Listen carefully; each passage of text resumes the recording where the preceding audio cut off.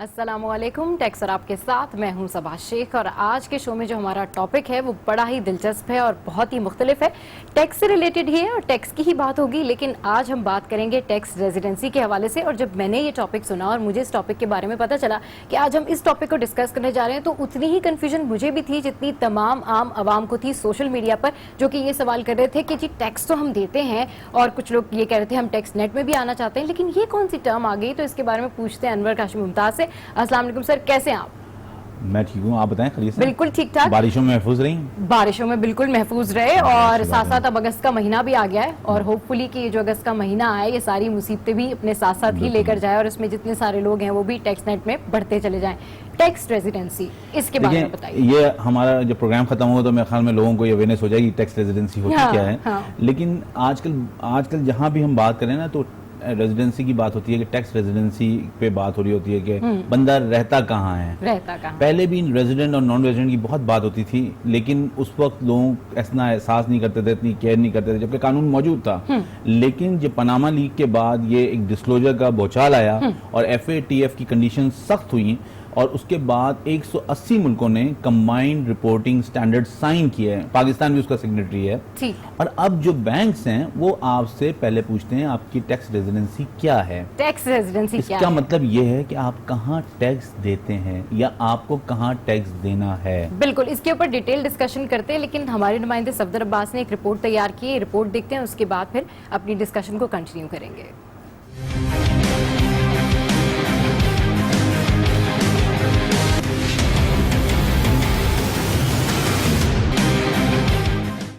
Tax net में मजीद इजाफा, समंदर पार पाकिस्तानियों के लिए टैक्स रियायत में कमी कर दी गई।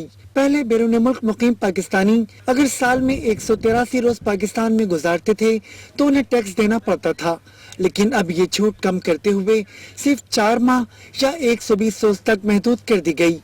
यानी अब अगर कोई पाकिस्तानी साल में 120 रोज यहाँ कयाम करेगा तो उसे गाड़ी, जमीन या जायदाद की खरीदो फरोख्त पर मुल्की कानून के तहत टैक्स देना होगा।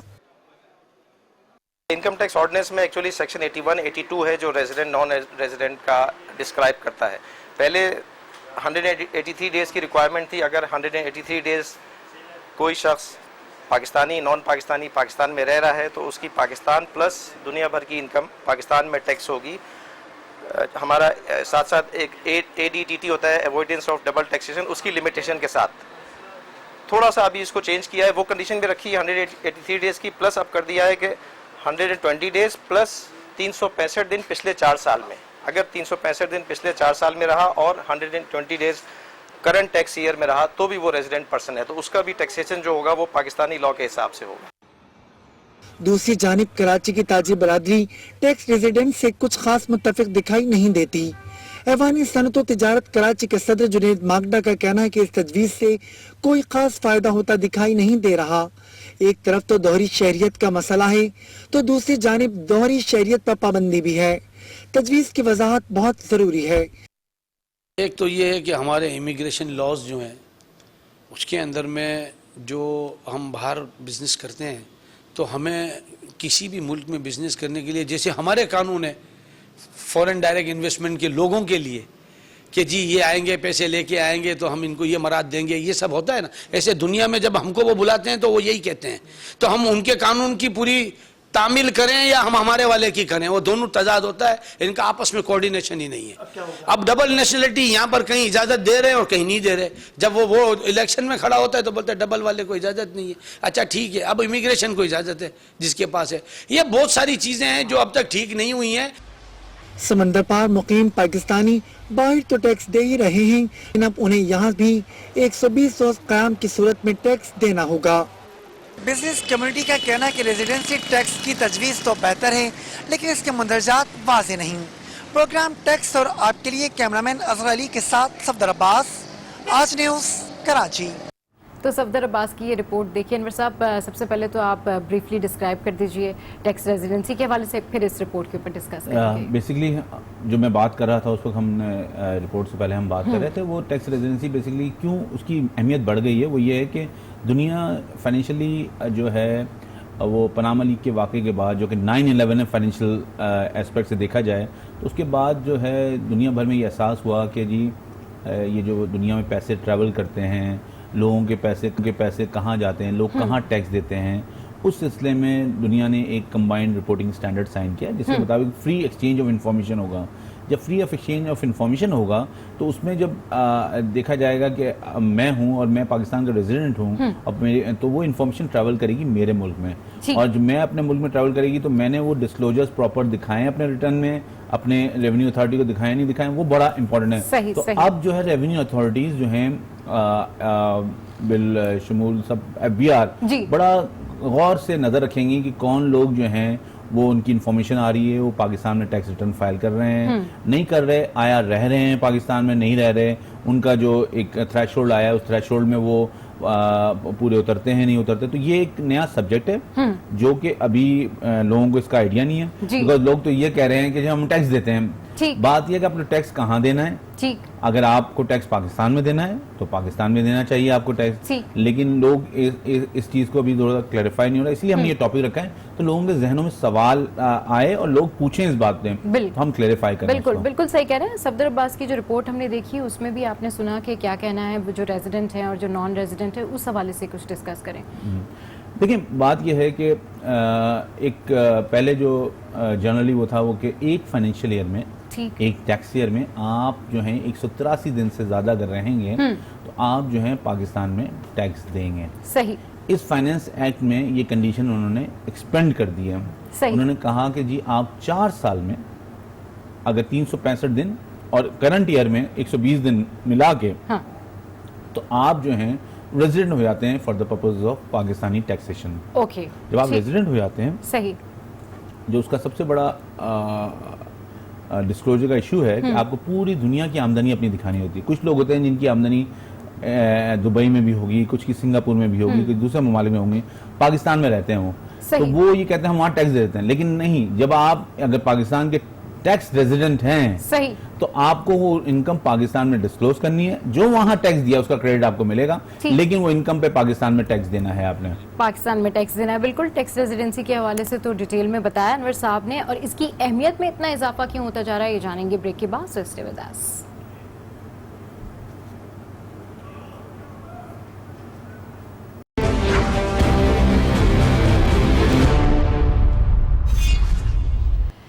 Welcome back now. तो आज हम बात कर रहे हैं टैक्स और आप रेजिडेंसी के हवाले से, और बहुत सारे सवालात हैं, बहुत सारी आपकी ट्वीट्स हैं, लेकिन उससे पहले अभी इस पर बात करने के लिए हमें ज्वाइन किया है टैक्स एक्सपर्ट है नवीद इंदिराबी साहब ने। बहुत शुक्रिया सर, आपने टैक्स और आपके लिए वक्त निकाला। जी अनवर साहब क्या पूछना चाहिए? अस्सलाम वालेकुम नवीद साहब।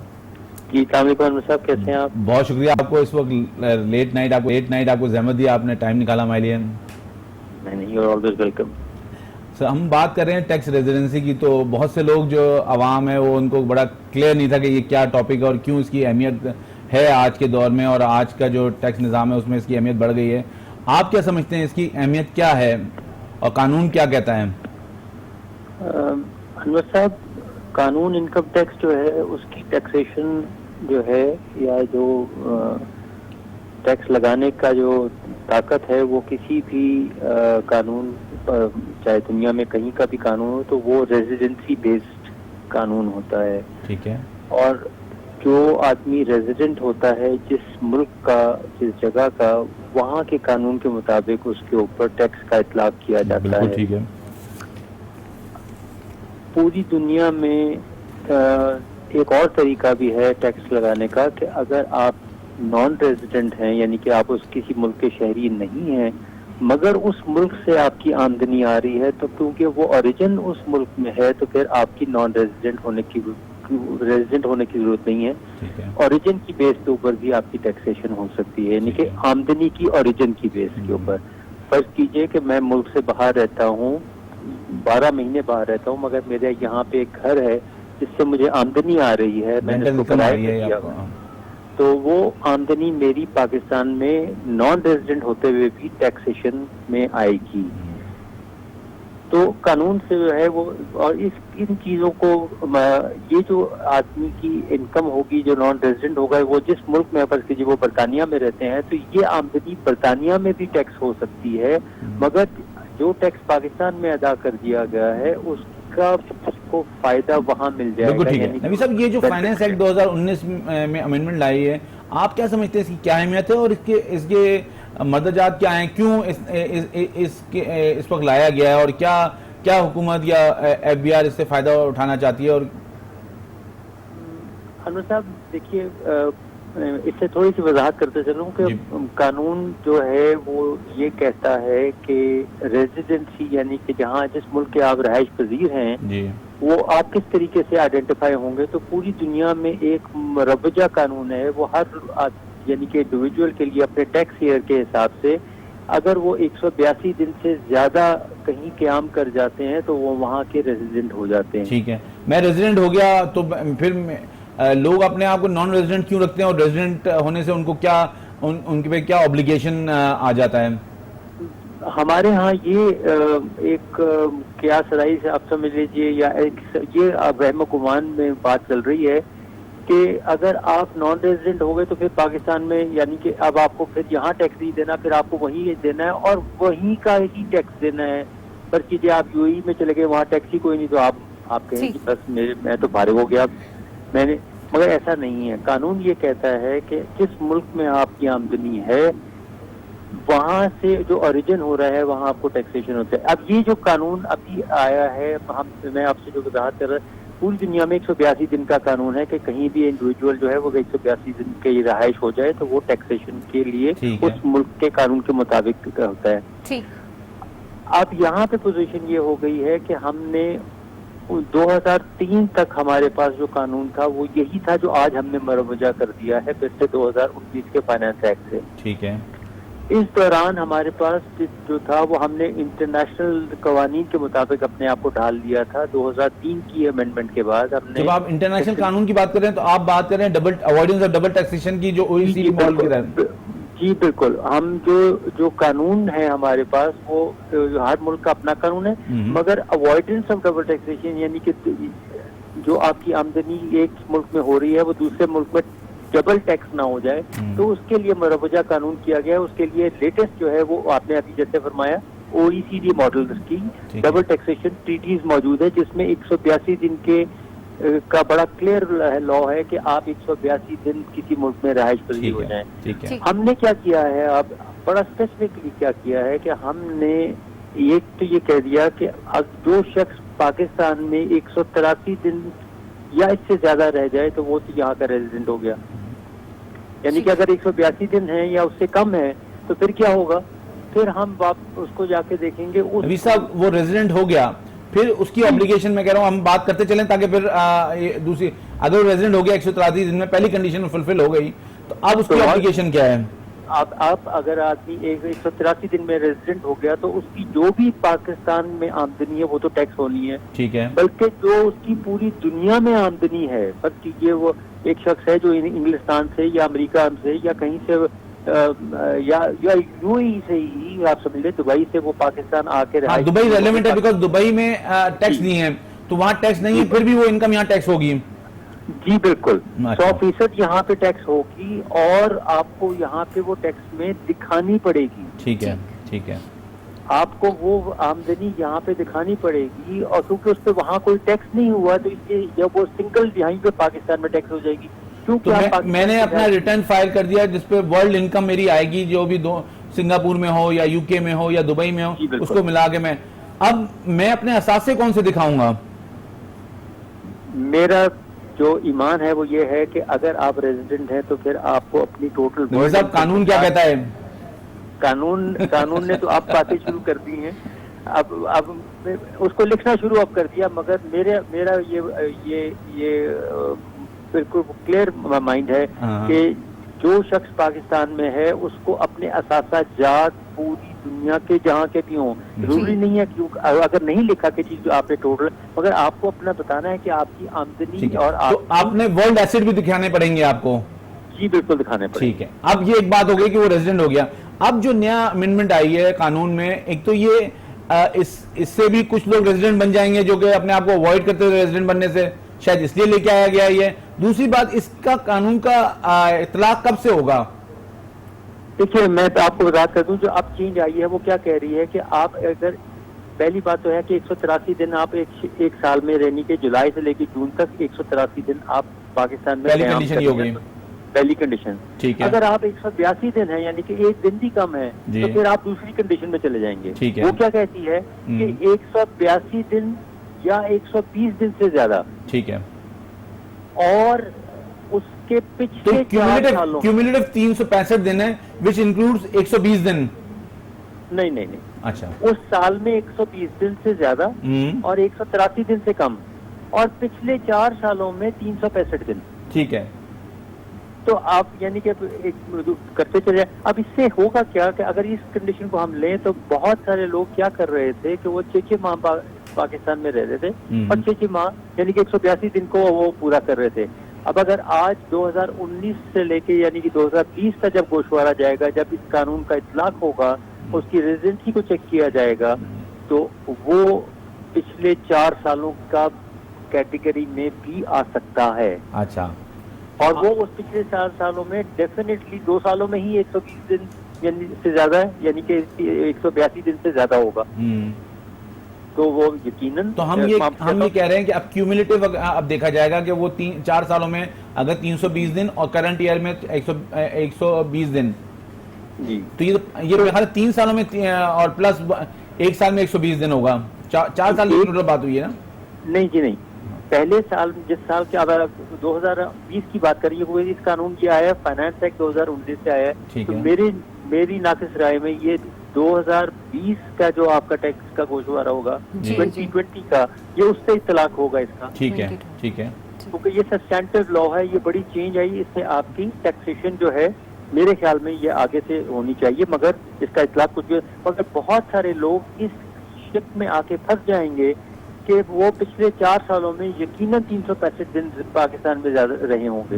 लिहाजा बहुत सारे लोग जो अपने आप को नॉन रेजिडेंट क्लेम कर रहे थे पिछले कई सालों से 182 दिन की वजह से, वो अब शायद नॉन रेजिडेंट क्लेम करने की वजह क्या थी? देखिए, ये जो है नॉन रेजिडेंट को क्लेम करने की वजह ये थी कि जो आमदनी या जो असासाजात बाहर थे वो दिखाने की जरूरत ना पड़े। अच्छा अच्छा, तो वो नहीं डिक्लेयर करें वो। जी, इसके साथ एक और भी चीज आप ये देख लीजिए कि बहुत सारी जगहों पे यानी कि जो हमारी जो नॉन टैक्सेबल कंट्रीज होती हैं, जिस तरह पनामा है, जिस तरह वर्जिन आइलैंड है, वर्जिन आइलैंड है, वहाँ पे टैक्सेशन नहीं होती है। तो वो आप अगर वहाँ कंपनी खोल दें और खुद, नहीं तो नवीद साहब हमारे लिए तो टैक्स हेवन दुबई भी है ना, इसलिए वहाँ भी टैक्सेशन नहीं होती है। हमारे लिए तो हर नॉन रेजिडेंट टैक्स हेवन में बैठा हुआ है। मैं वही कह रहा हूँ ना, दुबई भी टैक्स हेवन तो है ना हमारे लिए। जी बिल्कुल है, बिल्कुल। और ये जो पाकिस्तान में जो लोगों ने दुबई में प्रॉपर्टीज हुई हैं और जो लोगों का वो इन्वेस्टमेंट ये प्लानिंग के तहत उन्होंने किया कि वहाँ पे टैक्स नहीं है, तो यहाँ से इन्वेस्टमेंट वहाँ मूव कर गई है। जी बिल्कुल गई है, और उसकी अब उसका इतलाक ये होगा कि ये जो अब एक्सचेंज ऑफ इंफॉर्मेशन में प्रॉपर्टीज आ रही हैं, इंफॉर्मेशन आ चुकी है। मेरे इल्म में यह है कि दुबई से ऑफिशियली जो इंफॉर्मेशन आ चुकी है उसके मुताबिक लोगों को नोटिस दिए जाएंगे, जिसके लिए आपको फॉरेन एमनेस्टी भी दी गई थी ताकि आप दिखा लें। अब वो टाइम आ गया है कि शायद इसके ऊपर जो एक नया जोन भी बना दिया गया है, ऑटो एक्सचेंज ऑफ इंफॉर्मेशन का एक जोन बनाया गया है जो आपको नोटिस देगा। उनके पास इंफॉर्मेशन आ चुकी है, इंग्लिस्तान से भी आ चुकी है और यूएई से भी आ चुकी है। बाकी कई जगहों से आनी है या नहीं आनी, मगर ये 2 बड़ी प्राइम जगह थी जहाँ पे लोगों की इन्वेस्टमेंट थी या रेजिडेंट्स थे, और वहाँ से इंफॉर्मेशन आ गई है। और अब लोगों को प्रॉपर्टी बेस्ड नोटिस आएंगे कि आपने ये आमदनी दिखाई है या आपने ये प्रॉपर्टी दिखाई है या नहीं दिखाई, और अगर दिखाई है तो उसके दूसरा जो हल है कि आपने ये पैसा पाकिस्तान से कैसे भेजा, यानी कि एंटी मनी लॉन्ड्रिंग लॉ का भी इतलाक हो सकता है। ठीक है, तो ये तो बेसिकली सारा जो कानून और जितनी ये एक्सपेंशन हो रही है सारी हो यही रही है कि कंबाइंड रिपोर्टिंग स्टैंडर्ड जो साइन हुए बिटवीन द कंट्रीज, उसको उसकी इम्प्लीमेंटेशन के लिए हो रही है और एंटी मनी लॉन्ड्रिंग को रोकने के लिए। लेकिन अब ये सूरत हाल है जो नया फाइनेंस एक्ट है, तो ये इसका इतलाक आपने कहा कि टैक्स ईयर 2020 से होगा, क्योंकि देखें ये जो नहीं अब 20 से होगा तो 4 साल कब से काउंट होंगे? देखें, आप जब 2020 में आएंगे जी, आप गोशवारा देंगे तो आप कहेंगे जी मैं 182 दिन से कम हूँ पाकिस्तान में, तो फिर वो कहेंगे अच्छा हम आपको पिछले 4 साल में चेक करते हैं। लामहला आप पिछले 4 सालों में 365 दिन से ज्यादा होंगे तो आपको वो रेजिडेंट बना देंगे। ठीक है, लिहाजा आपकी पाकिस्तान में आमदनी टैक्सेशन हो जाएगी, वो भी आमदनी जो आपकी बाहर है। सही है। ठीक। तो ये बेसिकली कानून, लेकिन ये कि इसमें कानूनी कुछ हिच मौजूद है और जो कि लोग इसको मतलब कोर्ट ऑफ लॉ में लेके जा सकते हैं। जी बिल्कुल, देखें ये सब्सटेंटिव लॉ है। कुछ लोग हो सकता है वो ये कहें कि जी ये 4 साल वाला भी जो कानून है ये 1 जुलाई 19 के बाद शुरू हो।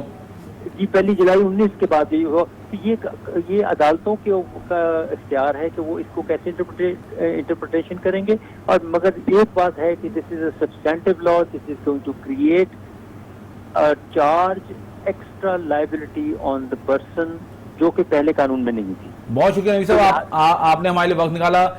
फिर इंशाल्लाह आपको इसी प्रोग्राम में जहमत देंगे। अपने देखा बहुत क्लियरली बताया कि क्या प्रोसीजर्स आ गए हैं। अब जो है 182 दिन से ज़्यादा, आप 183 दिन ऑनवर्ड आप जो रहते हैं तो आप रेजिडेंट हो जाते हैं, आपको पूरी वर्ल्ड इनकम दिखानी पड़ती है, अपने वर्ल्ड असासे दिखाने पड़ते हैं। सही। तो लोग जो हैं प्लानिंग के तहत, टैक्स प्लानिंग के तहत या डिलिबरेटली जो है ना अपने आप को नॉन रेजिडेंट रख रहे थे, इवन वो पाकिस्तानी सिटीजन थे। हाँ। तो अब उनको कैटर करने के लिए एफबीआई ने ये नई अमेंडमेंट लाई। उसमें ऑल्दो उसमें कुछ कानूनी हिच है, लेकिन ये है कि ये अमेंडमेंट लेके आए ताकि ये टैक्स नंबर्स बढ़ रहे हैं उनको और बढ़ाया जा सके, टैक्स नेट के दायरे कार को और बढ़ाया जा सके। तो टैक्सर आप में यहाँ वक्त हुआ एक ब्रेक का, stay with us.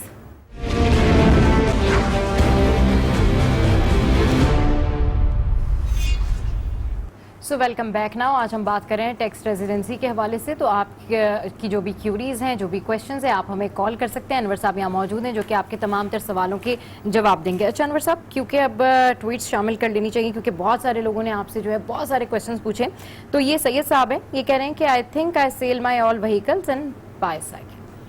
I think ये इनकी बड़ी दूरअंदेशी है, क्योंकि इनको ये लग रहा है कि पाकिस्तान का टैक्स निज़ाम अच्छा होने वाला है और ट्रांसपोर्टेशन जो है वो बेहतर हो जाएगी। तो यहाँ भी ट्यूब चलेंगे, ट्रेन चलेंगी, बसेस चलेंगी, तो गाड़ी की ज़रूरत नहीं रहेगी। और हम भी इसी तरह की उम्मीद रखते हैं। तो अगर इन्होंने इस तरह किया है तो ये अच्छा इकदाम है और इस पर कायम रहें। ठीक है जी सैयद साहब, आप इस पर कायम रहें। अच्छा जी, और टैक्स देते रहें। और टैक्स देते रहें, बिल्कुल। अच्छा जी, ये माजिद खान है कनाडा से और ये कह रहे हैं कि मेरे भाई की प्रॉपर्टी यहाँ है लेकिन उस पर टैक्स रेजिडेंस लागू नहीं होता क्योंकि वो यहाँ नहीं रहता। तो क्या वो शख्स टैक्स देने का पाबंद है?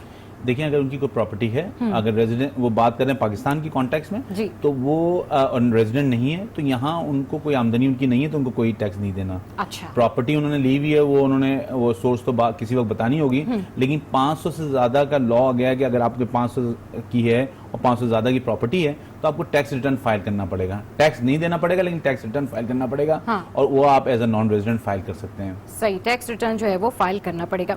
अच्छा, ये बशीर करामत साहब हैं और ये पूछ रहे हैं कि अगर कोई शख्स बाहर बिजनेस करता है लेकिन किसी वजह से उसने साल में 183 डेज से ज्यादा पाकिस्तान में गुजारे हैं तो क्या वो बाहर की कमाई पे टैक्स देगा? यही हम बताने की हम कोशिश कर रहे हैं। हाँ। कि जो पाकिस्तान में अगर 182 183 दिन से ज्यादा गुजारे हैं उसने जी, तो वो पाकिस्तान में उस आमदनी में टैक्स देगा। अगर वहाँ कोई टैक्स दे दिया है सही। तो उसका क्रेडिट पाकिस्तान की आमदनी पे, जो एक्यूमुलेटेड आमदनी है उस पर टैक्स कैलकुलेट करते हैं, उसका क्रेडिट जरूर मिलेगा, लेकिन टैक्स पाकिस्तान में देगा। टैक्स पाकिस्तान में देना होगा। ठीक है। अच्छा, ये आसिफ ख्वाजा साहब हैं गुजरावाला से। ट्वीट बाद में हम शामिल करते हैं। कॉलर ने हमें ज्वाइन किया। अस्सलाम वालेकुम, कौन बात करे, कहाँ से?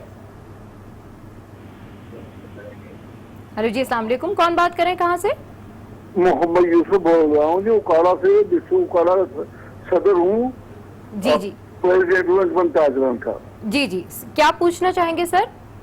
मैं सर ये एक सवाल रखना चाहता हूँ आपके आगे और पूरी अपनी हुकूमत के आगे कि खुदा के लिए टैक्स ताजरों पर जुल्म ना करें, ताजरों के साथ गुफ्तगू करें और जो भी कोई मुस्बत पहलू निकलता है वो निकाले ताकि हम शटर पावर की तरफ ना जाएं और हुकूमत का हम बाजू बने, हुकूमत के साथ हम चलें ताकि हुकूमत हमसे वो टैक्स ले।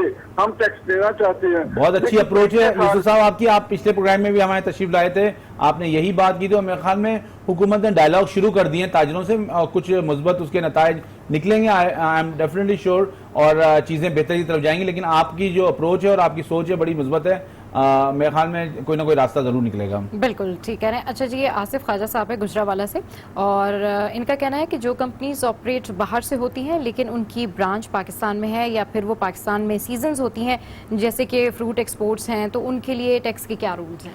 देखें दो डिफरेंट बातें इन्होंने एक साथ मिला दी हैं। एक्सपोर्ट जो है ना वो अगर पाकिस्तान से कोई होगी तो उस पर एक टैक्स है, वो एक्सपोर्ट टैक्स देना पड़ेगा। और वो पाकिस्तानी कोई कंपनी कर रही होगी एक्सपोर्ट यहाँ से या उनके साथ पार्टनरशिप में होगी, वो एक्सपोर्ट पे टैक्स कट जाता है, वो 1% टैक्स कटता है एक्सपोर्ट पे, वो टैक्स देना होता है। जहाँ तक बात करें ब्रांच की या कोई वो है, तो branch office is like a company, और जब वो यहाँ काम करेगी और यहाँ से अर्न करेगी तो वो पाकिस्तान में टैक्स देगी। पाकिस्तान में टैक्स और दो अगर कहीं उसके दूसरे जहाँ जिस मुल्क से वो ताल्लुक रखती है वहाँ पे उस टैक्स का क्रेडिट जरूर लेगी, लेकिन टैक्स जरूर देगी पाकिस्तान में, टैक्स जरूर पे करेंगे। ठीक है, अच्छा जी, ये आमिर शहजाद हैं और इन्होंने कहा do I need to be a tax payer if I am resident but my business is abroad and how will it benefit me, what's the cost of benefit analysis? Basically इन्होंने अपने सवाल में ही अपने जवाब दे दिया। अगर वो रेजिडेंट हैं तो हम ये बात इस प्रोग्राम में शुरू से कर रहे हैं कि उनको टैक्स यहीं देना है, टैक्स यहीं इनकम देना है, बाहर भी, obviously। इनकम अगर बाहर भी है तो टैक्स यहीं देना है। और बेनिफिट यहाँ तक टैक्स एक ऑब्लिगेशन है, आप टैक्स देंगे तो बेनिफिट इन रिटर्न मिलेगा। ये जो है ये ऐसा नहीं हो सकता कि आप पहले बेनिफिट मांगे और फिर टैक्स दें, टैक्स दें फिर बेनिफिट मिलेगा, टैक्स दें और फिर बेनिफिट। और दुनिया में यही फॉर्मूला है, पूरी दुनिया में आप ऑब्वियसली आप हाँ। बिल्कुल सही कह रहे हैं कि पूरी दुनिया में यही फॉर्मूला है। अच्छा जी, ये समीर लोधी साहब हैं और इन्होंने कहा है कि there is a lot to talk on this topic and all deceptive story of the past budget and revenue making incentives by the previous governments, but being a tax specialist, economist and unpolitical person, I can see right direction towards revenue collection and get rid of foreign debits. I think इन्होंने अपना एक statement दिया है, बिल्कुल। वो statement है और statement positive है और हम उसको एक्नॉलेज करते हैं और हम भी उम्मीद रखते हैं और हम ये कोशिश कर रहे हैं। हुकूमत ने शायद अब शुरू किया है, हम ये 3 साल से आज टीवी के प्लेटफॉर्म से हम ये कोशिश कर रहे हैं कि लोगों को इस बात की आगाही दें कि टैक्स देना जरूरी है। टैक्स दिए बगैर हुकूमत आपकी पाकिस्तान आगे नहीं बढ़ सकता और पाकिस्तान की मईशत बेहतर नहीं हो सकती। बिल्कुल, पाकिस्तान की मईशत बेहतर नहीं हो सकती जब तक आप टैक्स ना दें। कॉलर उन्होंने हमें ज्वाइन किया। अस्सलाम वालेकुम, कौन बात करे, कहाँ से? वालेकुम सलाम, मैं आसिफ बात कर रहा हूँ दुबई से। जी, क्या पूछना चाहेंगे सर? मेरा सवाल ये है कि एक्चुअली मैं तो 2013 से फाइलर हूँ पाकिस्तान में, मेरी प्रॉपर्टियाँ मेरी हैं जी, और मैंने आज तक जो भी पैसा भेजा है वो बैंक से भेजा है, दैट्स ओके। यहाँ मेरा अपना बिजनेस भी है जी जी जी दुबई में। जी जी, तो मैं वहाँ तो टैक्स देता हूँ, जितनी भी मेरी प्रॉपर्टी हैं सब पे गेन टैक्स भी देता हूँ, सारे टैक्स देता हूँ, जो मेरे ऊपर इनकम टैक्स भी होता है वो भी देता हूँ। तो क्या मेरे यहाँ का जो बिजनेस है वो भी अब टैक्सेबल हो गया या नहीं? देखिए, अगर आप पाकिस्तान में नहीं रह रहे हैं और 182 दिन से ज्यादा पाकिस्तान में 183 दिन से ज्यादा नहीं है तो आपको यहाँ पे उस इनकम पे टैक्स नहीं देना, आपको सिर्फ पाकिस्तान सोर्स इनकम पे टैक्स देना और पाकिस्तान के टैक्स पर्पसेस के लिए आप नॉन रेजिडेंट हैं। ऑल्दो आप सिटीजन ऑफ पाकिस्तान है लेकिन टैक्स पर्पज के लिए आप नॉन रेजिडेंट हैं। अगर आप यहाँ एक साल में 183 दिन और फिर जो हमने जैसे बताया कि 4 सालों में 365 दिन और टैक्स ईयर में 120 दिन से ज्यादा, तो फिर आपको पाकिस्तान में अपनी वर्ल्ड इनकम पे टैक्स देना और अपने वर्ल्ड के हिसाब से आपको डिक्लेयर करने पड़ेंगे। जी बिल्कुल, और आई होप कि उनको उनका आंसर जो है वो मिल गया होगा। अच्छा अनवर साहब, ट्वीट्स तो मैंने शामिल किए हैं और ट्वीट्स भी हैं लेकिन कुछ क्वेश्चंस भी हैं। एक आतिफ साहब भी हैं जिन्होंने हमें ये सजेशन दिया है कि वो ये चाहते हैं कि आप जो है वो सोशल मीडिया पर आकर भी टैक्स के हवाले से ज़रूर अवेयरनेस दें, तो उसका जवाब भी आप दे दीजिए। देखिए, हम प्लानिंग कर रहे हैं इसकी और इंशाल्लाह हम जल्दी सोशल मीडिया पे भी इस बात करेंगे, बिकॉज मैं इस बात पे फर्म बिलीव है कि माइंड सेट हमें चेंज करना है। माइंड सेट चेंज करने के लिए टाइम लगता है, तो वो जितने भी हमें व्हीकल जितने मोड्स मिलेंगे हम उस मोड पे आके लोगों को ये आगाही देंगे कि टैक्स देना जो है वो ज़रूरी है। आप बातें सब करते हैं और ये अगस्त का महीना आपको भी पता है, 14 अगस्त आ रही है और ये एक अहद का वो है महीना, जब आप अहद करें कि आज 14 अगस्त जब आएगी तो अहद करें कि पाकिस्तान में अपना जो ड्यू टैक्स है वो पे करें ताकि पाकिस्तान आगे बढ़ सके। मेरे ख्याल में हम कोशिश कर रहे हैं कि मुख्तलिफ मोड से लोगों को रीच आउट करें। बिल्कुल, तो टैक्स रेजिडेंसी के हवाले से हम बात कर रहे हैं। कॉलर ने हमें ज्वाइन किया है। अस्सलाम वालेकुम, कौन बात करे, कहाँ से? वसीम बात कर रहा हूँ कराची से। जी, क्या पूछना चाहेंगे वसीम सर? हाँ, ऐसा ये है कि हम हैं गवर्नमेंट कॉन्ट्रैक्टर जी, तो हम we are a middle man. हमें गवर्नमेंट ने कह दिया कि आप विद होल्डिंग एजेंट हैं, तो हम लोग विद होल्डिंग एजेंट कैसे बन गए? क्योंकि हमें तो एक आदमी कहता है कि हमें आप 100 कोई चीज ला दो, 100 डब्बे ला दो टिश्यू के, हमने मार्केट से डब्बे ला के उसको दे दिए, तो हम फिर विद होल्डिंग एजेंट तो ना हुए ना, हम तो मिडल मैन है। तो लेकिन हमें मसला ये हो रहा है मिडल मैन तो आप अपनी बिजनेस स्कीम को कह रहे हैं कि आप मिडल मैन है, लेकिन आप हैं तो बिजनेसमैन ना, आप कारोबार कर रहे हैं। नहीं, कारोबार तो कर रहे हैं, लेकिन बात ये है कि हमें तो उसने कहा कि हमें लाके दो 100, हमने लाके उसको 100 दे दिए। अब वो पीछे से लेने जाते हैं तो वो कहते हैं कि मेरे को ये 10 रुपए का देना, मैं तो पक्का बिल भी नहीं दे रहा आपको। देखिए वसीम साहब, आपकी बात इस लिहाज से सही है कि नीचे अनऑर्गेनाइज सेक्टर है जहां से आप चीजें लेते हैं। ये एक मसला है जो पहले बहुत ज्यादा था, अब कम होता जा रहा है और ये ग्रेजुअली कम होगा। लेकिन अगर आप विदहोल्डिंग एजेंट हैं तो आपको टैक्स काटना है और आपको लॉ के मुताबिक आपको विदहोल्डिंग करनी है। लेकिन ये है कि ये मिडिल मैन क्या कि आप ये बात कह रहे हैं कि आप बरीजुम्मा हो सकते हैं, तो बरीजुम्मा नहीं हो सकते, बिकॉज आप एक चीज परचेज कर रहे हैं और आगे सप्लाई कर रहे हैं। कितने % देना पड़ेगा जी विदहोल्डिंग? अगर सप्लाई की बात करें तो विदहोल्डिंग टैक्स जो इनकम टैक्स का वो 4.5% है। अच्छा, लेकिन वो हमें तो फिर टर्नओवर टैक्स देना चाहिए ना, क्योंकि हमारा टैक्स तो आगे से वो काट रहे 4.5%। अब ये कानून जो मौजूद है, मैं तो उसकी बात करूंगा। आप जो फरमा रहे हैं कि टर्नओवर टैक्स देना चाहिए, तो मेरे ख्याल में उसके हिसाब से चीजें अगर आप चाहते हैं तो आप इसको एफबीआर में अपना रिप्रेजेंटेशन दें और फिर शायद वो आपके बिजनेस के स्कीम के मुताबिक चेंज कर सकें। चलिए जी, आई होप कि वसीम साहब का जो क्वेश्चन है उसका आंसर उन्हें मिल गया होगा। अच्छा ये बताएं कि आज टैक्स रेजिडेंसी के हवाले से हम बात कर रहे हैं, तो जल्दी से बता दें, बिल्कुल टाइम कम रह गया है, कि how do you prove residency? देखिए, रेजिडेंसी प्रूव करने के लिए आपकी पासपोर्ट की इंपॉर्टेंस बढ़ गई है। आपका जाना, आपका आना जो है वो बढ़ गया है और उससे पता चलेगा कि आप कितने दिन पाकिस्तान में रहे हो, कितने दिन। और अगेन ये अच्छी बात ये हो गई, ये सब अब इलेक्ट्रॉनिक होता चला गया है। तो अब ये इसमें भी आप कोई ऐसी तरह की कोई अनअप्रोप्रिएशन नहीं हो सकती, क्लियर होगा और वही प्रूफ डॉक्यूमेंट होगा, वैलिड डॉक्यूमेंट होगा जो प्रूव करेगा कि आप कहाँ रहे हैं। बिल्कुल, शो का टाइम एंड अप होने लगा है, तो लास्ट कमेंट दे दीजिए। आई थिंक हुकूमत की जो कोशिशें जो हमें नज़र आ रही हैं, काफ़ी एफर्ट किए जा रहे हैं, लेकिन ये चीज़ें जब तक कामयाब नहीं होंगी, जब तक इनके फ्रूट नहीं आएंगे, जब तक हुकूमत बिजनेस करने के लिए बेहतर माहौल नहीं प्रोवाइड करेगी। ये टैक्स कलेक्ट करने के साथ ज़रूरी है। ठीक। और ये हम बार बार कह रहे हैं कि इकोनॉमिक एक्टिविटी का ट्रिकल डाउन इफेक्ट होता है टैक्स। ठीक। तो हुकूमत को ये चाहिए कि वो ईज़ ऑफ डूइंग बिजनेस करे, लोगों को ऐसे मौके दे और वो ताकि बिजनेस आसानी से कर सकें, एक बात। दूसरी बात यह है कि पाकिस्तान का टैक्स निज़ाम जब तक मजबूत नहीं हो सकता जब तक पाकिस्तान में इंडस्ट्रीज नहीं लगेंगी। ठीक। जब तक इंडस्ट्रीज नहीं लगेंगी आपकी एक्सपोर्ट नहीं बढ़ेंगी, जब तक आपकी एक्सपोर्ट नहीं बढ़ेंगी जब तक आपकी करंट अकाउंट डेफिसिट कम नहीं होगा। तो ये हुकूमत को दो चीज़ों पे भी काम करना चाहिए। काफ़ी अवेयरनेस हो रही है, हम भी अपने प्रोग्राम में कर रहे हैं, हुकूमत भी प्रिंट और इलेक्ट्रॉनिक मीडिया प्रमोशन कर रही है, लोगों को आगाही हो रही है, लेकिन आपको उनको एक अपॉर्चुनिटी देनी पड़ेगी, उनको कंड्यूसिव इन्वायरमेंट देना पड़ेगा ताकि वो बिजनेस अच्छा करें और फिर वो जो है वो अपना जो है उस पर टैक्स दे सकें। तो मेरे ख्याल में ये बहुत ज़रूरी है। और एक सबसे इम्पोर्टेंट बात वो ये है कि टैक्स रेट को कम करें, हुकूमत के लिए टैक्स रेट को कम करें और सब पे टैक्स लगाएं। सब पर टैक्स लगाएं, टैक्स कम होगा और सब पे लगेगा तो लोगों को बर्डन कम लगेगा। सही। ये बेसिकली एक सेगमेंट 22 लाख 25 लाख, अब पाकिस्तान का पोटेंशियल जो मेरे हिसाब से है वो 1 करोड़ टैक्स पेयर का है। सही। अब ये हम कब अचीव करेंगे ये वक्त बताएगा इंशाल्लाह। ये वक्त बताएगा बिल्कुल। तो हमारे शो का टाइम जो है वो बिल्कुल एंड अप हो गया है और आज का जो शो है वो आपको कैसा लगा, आज का टॉपिक कैसा लगा और आज के टॉपिक के हवाले से जो भी फीडबैक हो हमारी सोशल साइट्स पर जरूर दीजिए। टैक्स और आपसे फिलहाल इतना ही, फॉलो करते रहिए टैक्स और आप।